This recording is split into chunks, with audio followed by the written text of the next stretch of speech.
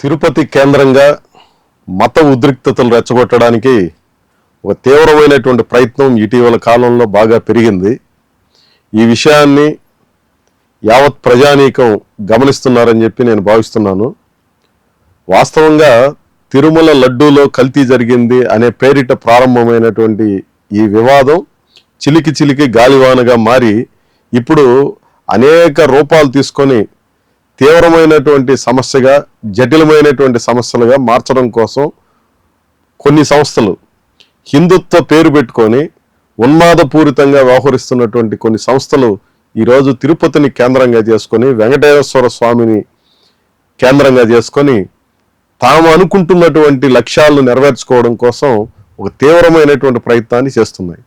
దీనికి రాష్ట్రంలో అధికారంలో ఉన్నటువంటి పాలకులుగా ఉన్నటువంటి డిప్యూటీ సీఎం పవన్ కళ్యాణ్ గారు ఒక ఉత్ప్రేరకంలాగా, లేదంటే ఒక రకంగా పరోక్షంగా కాదు ప్రత్యక్షంగానే దీనికి సహకరించే ఒక ధోరణిని ఆయన ప్రకటించిన తర్వాత ఇది మరింత పెరుగుతున్నటువంటి పరిస్థితి ఉంది. ఇటీవల కాలంలో జరుగుతున్నటువంటి పరిణామాలు చూస్తే సాధారణ ప్రజానీకంలో, ముఖ్యంగా తిరుపతి అనేది ఒక శాంతియుతమైనటువంటి ప్రాంతంగాను, మత సామరస్యానికి ప్రతీకగాను, ఇక్కడ ఉన్నటువంటి వెంకటేశ్వర స్వామి చరిత్రలోనే మత సామరస్యం అనేది ఒక స్పష్టమైనటువంటి విధానంగా కనిపిస్తుంది. వెంకటేశ్వర స్వామి పూజాధికారులు కానీ, ఇతర రకరకాల కార్యక్రమాలు కానీ, వెంకటేశ్వర స్వామి జీవితంలో బీబీ నాంచారి ప్రవేశం కానీ, ఇట్లాంటివన్నీ కూడా మత సామరస్యానికి ఒక ప్రతీకగా కనిపిస్తున్నటువంటి నేపథ్యం ఒకవైపునుంటే, మరోవైపున అదే వెంకటేశ్వర స్వామిని ఆధారం చేసుకొని మత ఉద్రిక్తతలు రెచ్చగొట్టడం కోసం కాన్షియస్ ఎఫర్ట్ అనేది ముఖ్యంగా బీజేపీ, దాని అనుయాయ సంస్థలుగా ఉన్నటువంటి విహెచ్పి, బజరంగ దళ్ళు లేదా ఆర్ఎస్ఎస్ లాంటి సంస్థలు ప్రత్యేకంగా కేంద్రీకరించి ఈ ప్రయత్నాన్ని చేయడం అనేది ఆందోళన కలిగిస్తున్నటువంటి అంశం. ముఖ్యంగా తిరుపతి ప్రజానీకానికి ఇక్కడ ఏం జరుగుతోంది అన్న విషయం చాలా స్పష్టంగా తెలుసు. అయినప్పటికీ తిరుపతిలో ఘర్షణలు పెంచడం ద్వారా, తిరుపతిలో వివాదాన్ని సృష్టించడం ద్వారా, ఘర్షణలు కాదు, తిరుపతిలో ఒక వివాదాన్ని సృష్టించడం ద్వారా దేశవ్యాప్తంగా లబ్ధి పొందొచ్చు అన్నటువంటి కుట్ర దీని వెనకాల ఉంది. లడ్డూ ప్రసాదంలో కల్తీ వ్యవహారం అనేటువంటి చర్చ బిగినైనప్పుడు అక్కడ ఉన్నటువంటి ఉద్యోగులకి, సాధారణ ప్రజానీకానికి అందరికి కూడా తెలుసు అక్కడ ఉన్నటువంటి విధానం ఎట్లా ఉంటుంది, తనిఖీలు ఎట్లా జరుగుతాయి, వీటిని నాణ్యతను ఎట్లా పరిశీలన చేస్తారనే దాని మీద అక్కడ ఉన్నటువంటి ఉద్యోగులకి, సాధారణ ప్రజానీకానికి తెలుసు. కానీ ఎక్కడో ఉన్నటువంటి ఉత్తరప్రదేశ్లో ఉన్నటువంటి సాధారణ ప్రజలకు తెలియదు కదా. ఇక్కడ ఏదో జరిగిపోతుందని చెప్పి అక్కడ ధర్నాలు, రాస్తారోకోలు చేసే పరిస్థితి. ఉత్తరాది రాష్ట్రాల్లో ఇట్లాంటి సమస్యలు, గుంటూరులో గొడవలు, ఇట్లాంటివన్నీ చూస్తే అంటే మన ఆంధ్ర రాష్ట్రమే కాదు, తెలంగాణలో, దేశంలో అనేక చోట్ల తిరుపతిలో ఏదో జరిగిపోతుందన్నటువంటి ఘర్షణని పెంచడం కోసం తీవ్రమైనటువంటి ప్రయత్నాన్ని బీజేపీ ఒక పథకం ప్రకారం చేస్తోంది. దాంట్లో భాగంగానే ఇటీవల ఎస్వి యూనివర్సిటీలో ఒక ప్రొఫెసరు క్రైస్తవ బోధకుడులాగా వ్యవహరిస్తున్నాడు, ఆయన పాఠాలు చెప్పడం మానేశాడు అని చెప్పే పేరుతో బజరంగ్ దళ్ కార్యకర్తలు, వాళ్ళేం కార్యకర్తల్లాగా లేదు, ఒక బలమైనటువంటి రౌడీల్లాగా వాళ్ళ ప్రవర్తన పైన కండువాలు వేసుకొని నేరుగా పోయి ఆయన ఉన్నటువంటి ఛాంబర్లోకి వెళ్ళి, ఆయన ఎక్కడైతే కేంద్రంగా ఉంటాడో ఆ ఛాంబర్లోకి వెళ్ళి దౌర్జన్యం చేసి కొట్టడమే కాకుండా బయటికి లాక్కొని వచ్చి మరి ఆయన కారు మీద పెద్ద పెద్ద రాళ్లతో దాడి చేసి, అసలు ఎవరిచ్చారు వీళ్ళకి ఈ అధికారం నాకు అర్థం కావడంలా. వెంకటేశ్వర యూనివర్సిటీ అనేది పూర్తిగా ప్రభుత్వ విద్యా సంస్థ. ఆ విద్యా సంస్థలో ఒక ప్రొఫెసర్ తప్పు చేస్తున్నాడు, ఆయన పాఠాలు చెప్పకుండా మత ప్రబోధాలు చేస్తున్నాడు లేదా ఇంకేదో చేస్తున్నాడు అని చెప్పి ఫిర్యాదు ఉంటే ఆయన మీద నేరుగా వీసీకి కంప్లైంట్ చేయొచ్చు, రాష్ట్ర ప్రభుత్వానికి కంప్లైంట్ చేయొచ్చు, లేదా ఆయనకి వ్యతిరేకంగా నువ్వు ధర్నాలు చేయొచ్చు, ప్రెస్ మీట్లు పెట్టచ్చు, రకరకాల పద్ధతులు ఉన్నాయి. ఈ పద్ధతులన్నీ లేకుండా, లేదు పోలీసులు కూడా ఫిర్యాదు చేయొచ్చు, ఇవన్నీ పాటించకుండా నేరుగా ఆయన ఛాంబర్లోకి ప్రవేశించి కాషాయ కండువాలు వేసుకొని నేరుగా పోయి కొట్టి ఆయన్ని బయటికి లాక్కొని వచ్చి ఇంత దౌర్జన్యం చేసేటువంటి అధికారం మీకు ఎవరిచ్చారు? ఈ దౌర్జన్యం చేసిన తర్వాత కూడా పోలీసులకు కంప్లైంట్ చేయడం కానీ, యాజమాన్యం లేదా వాళ్ళ పట్ల కఠినంగా వ్యవహరించాలన్నటువంటి ధోరణి కానీ ప్రదర్శించకపోవడం వల్ల నెక్స్ట్ డే ఈ హిందుత్వ సంస్థలన్నీ కూడా ఓ పెద్ద ప్రదర్శన పెట్టి వీళ్ళని సన్మానించే స్థితికి వచ్చాయి. ఇక్కడ జరుగుతున్నటువంటిది ఏ రకంగా ఉందో మనకు స్పష్టంగా అర్థమవుతుంది. దీన్ని ఆధారం చేసుకుని దేశంలో ఇంకెక్కడో ఏదేదో రకరకాల కార్యకలాపాలు చేయడానికి ప్రయత్నం. 6 రాష్ట్రాల నుంచి సాధువులందరూ వచ్చి తిరుపతిలో ఒక సమావేశం పెట్టుకొని చర్చించారు. ఏమి చర్చించారు వీళ్ళు? తిరుమల కొండ మీద అన్యమత ప్రచారం జరిగిపోతుంది, అక్కడ ముస్లింలు తిష్ట వేసి అక్కడ ఈ పవిత్రతకి భంగం కలిగిస్తున్నారు, అపవిత్రంగా తయారయ్యారని చెప్పి మాట్లాడుకున్నారు. అక్కడంతా కూడా 6 రాష్ట్రాల నుంచి సాధువులు వచ్చి కూర్చొని ఈ సాధువులకు అందరికీ భోజనాలు ఎవరు ఏర్పాట్లు చేశారు, అక్కడ వాళ్ళ కళ్యాణ మండపాలు ఎవరు బుక్ చేశారు, లేదంటే వీళ్ళకి రానుపోని ఛార్జీలు ఎవరు భరించారు, లేదా వీళ్ళందరినీ ఆర్గనైజ్ చేసినటువంటిది ఎవరు అని అంటే మళ్ళీ బీజేపీ వాళ్ళ అనుయాయి సంస్థలే, ఈ హిందుత్వ పేరు అడ్డం పెట్టుకొని వ్యవహరిస్తున్నటువంటి ఈ ఉన్మాదపూరితమైనటువంటి సంస్థలే. వీళ్ళందరూ కూర్చొని చర్చించిందేమి? తిరుమల కొండ మీద ముస్లింలు నివాసం ఉన్నారు కాబట్టి వాళ్ళ ఇళ్లకెళ్ళి హిందూ ధార్మిక కార్యాలయాలు లేదంటే అవి సంస్థలుగానో ప్రకటించి అక్కడ మేము బోర్డులు పెట్టేసి వస్తామని చెప్పి నిర్ణయించి కొండ మీదకి బయలుదేరాలని ప్రయత్నం చేశారు.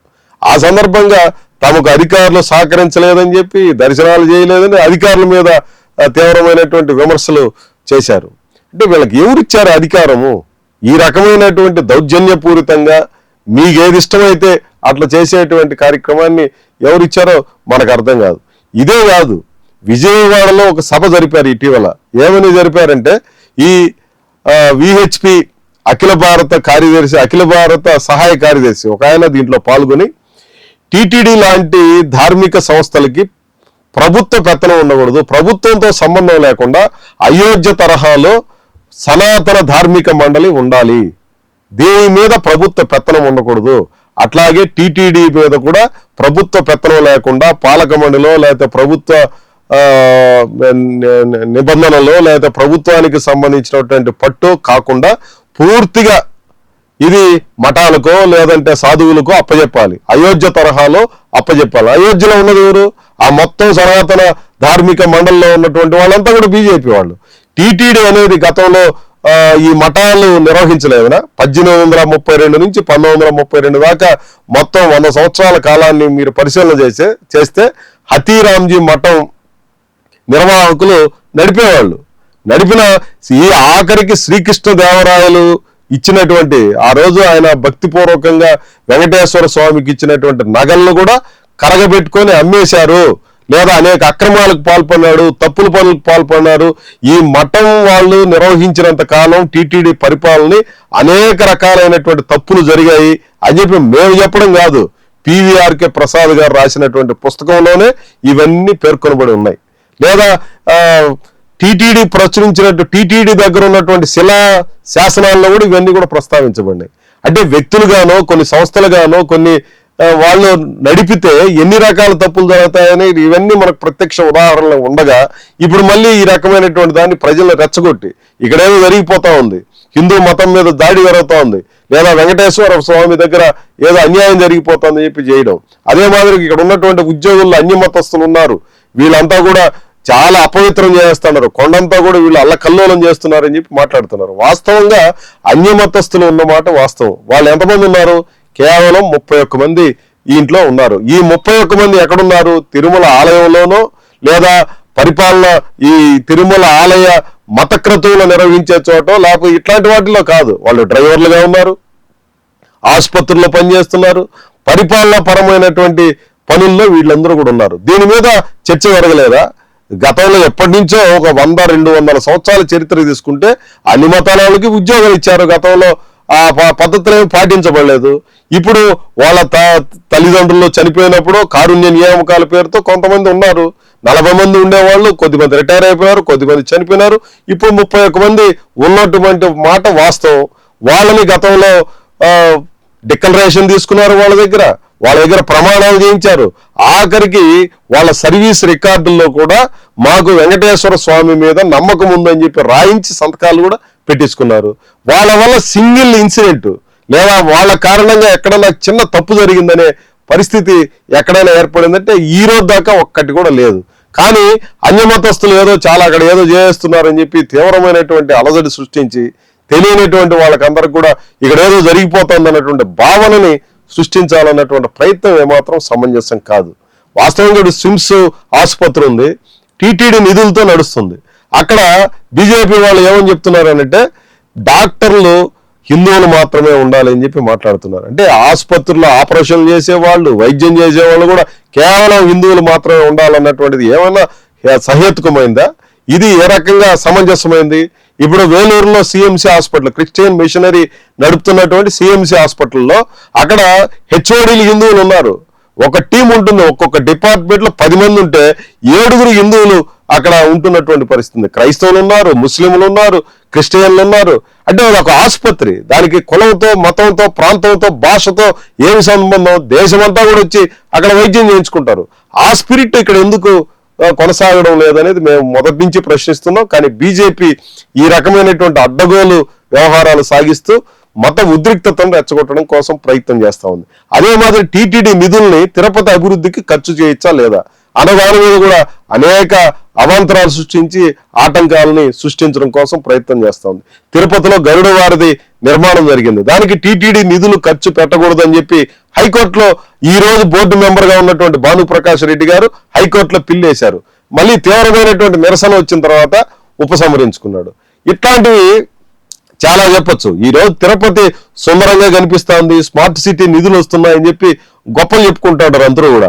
ఈ రోజు ఆ స్మార్ట్ సిటీకి ఎంపిక కావడానికి కారణం ఏంది? భూగర్భ డ్రైనేజీ. 25 ఏళ్ల కిందట భూగర్భ డ్రైనేజీకి టీటీడీ నిధులు ఇస్తే 100 కోట్ల రూపాయలు ఈ రోజు తిరుపతి అంత పచ్చగా కనిపిస్తా ఉంది. ఆ రోజున కూడా ఏం జరిగింది? ఈ ఆర్ఎస్ఎస్, విశ్వ హిందూ పరిషత్ వాళ్ళు కోర్టుకెళ్ళి టీటీడీ నిధులు ఖర్చు చేయకూడదు, భూగర్భ డ్రైనేజీకి ఇవ్వకూడదు అని ఆ రోజు అడ్డం పడ్డారు. వీళ్ళు అడ్డం పడిన కారణంగా కోర్టుల్లో వ్యాజ్యాలు వీటన్నిటితో అనేక రోజుల పాటు అడ్డం పడి ఆ తర్వాత 25 కోట్ల ఖర్చు కాస్త 100 కోట్ల దాకా పెరగడానికి కారకులైనారు. ఇదే మాదిరి టీటీడీలో పనిచేస్తున్నటువంటి ఉద్యోగులు, వీళ్ళు హిందువుల కోసం, హిందుత్వ కోసం మేమంతా ఉంటామని చెప్పి మాట్లాడే పెద్ద మనుషులు, టీటీడీలో పనిచేసే ఉద్యోగస్తులందరూ కూడా హిందువులే కదా, వాళ్ళకి ఇళ్ల స్థలాలు ఇవ్వాలని చెప్పి అక్కడ ఉన్నటువంటి మేనేజ్మెంట్ నిర్ణయిస్తే ఈ బీజేపీ అనుయాయులు లేదా ఆ రోజున ఐవీఆర్ కృష్ణారావు గారు ఈవోగా ఉన్నటువంటి ఆయన ప్రస్తుతం బీజేపీ నాయకుడు, ఆయన కోర్టులో వేయించి అడ్డంగా వీళ్ళకి వ్యతిరేకంగా చేశారు. ఈ రోజు టీటీడీలో ఉన్నటువంటి 16,000 మంది కాంట్రాక్ట్ కార్మికులు, వాళ్ళంతా కూడా సమస్యలు పరిష్కరించండి, కాంట్రాక్టర్ల బారి నుంచి రక్షించండి మహాప్రభు అని చెప్పి పోరాటాలు చేసిన రోజున ఒక్కరోజైనా ఈ పెద్ద మనుషులందరూ మాట్లాడారా? వీళ్ళంతా పేద హిందువులందరూ పోరాటం చేస్తూ ఉంటే ఎందుకు పట్టించుకోలేదు? వీళ్ళకి సమస్యల పరిష్కారమో లేదా వెంకటేశ్వర స్వామి ప్రతిష్టను పెంచడమో ఇవన్నీ కాదు. వెంకటేశ్వర స్వామిని అడ్డం పెట్టుకొని ఈ దేశంలో మత ఉద్రిక్తతలు రెచ్చగొట్టాలి, ఆ మత ఉద్రిక్తతల నుంచి తమ అధికారాన్ని, తమ అన్ని రకాల సంపదని కాపాడుకోవడం కోసం ఇట్లాంటి ఉద్రిక్తతలు రెచ్చగొట్టాలన్నటువంటి దీని వెనుకున్నటువంటి అసలు సిసలైనటువంటి కుట్ర. దీన్ని ప్రజలందరూ అర్థం చేసుకోవాల్సినటువంటి అవసరం ఉంది. లడ్డూ వివాదం అంతే, లేదా ఎస్వి యూనివర్సిటీలో జరిగిన వివాదం అంతే, లేదా స్విమ్స్ ఆసుపత్రిలో జరిగిందైనా, గరుడ వారధిలో జరిగిందైనా, ఇట్లాంటి అనేక అంశాలు ఉన్నటువంటి నేపథ్యంలో ముఖ్యంగా ఆంధ్ర రాష్ట్ర ప్రజానీకం లేదా తెలుగు ప్రజలు, దేశంలో ఉన్నటువంటి అన్ని రకాల ప్రజానీకం అందరూ కూడా అర్థం చేసుకోవాలి. బీజేపీ దాని అనుయాయుల కుట్రల్ని ఎదుర్కోవాల్సినటువంటి అవసరం ఉంది. శాంతికి మారుపేరుగా ఉన్నటువంటి తిరుపతిలో ఈ రోజు అశాంతిని సృష్టించడం కోసం ఒక పథకం ప్రకారం మత ఉన్మాదులు చేస్తున్నటువంటి ఈ యాగీని అర్థం చేసుకోవాలి, వాళ్ళని తరిమి కొట్టాల్సినటువంటి అవసరం ఉందని చెప్పి నేను భావిస్తున్నాను.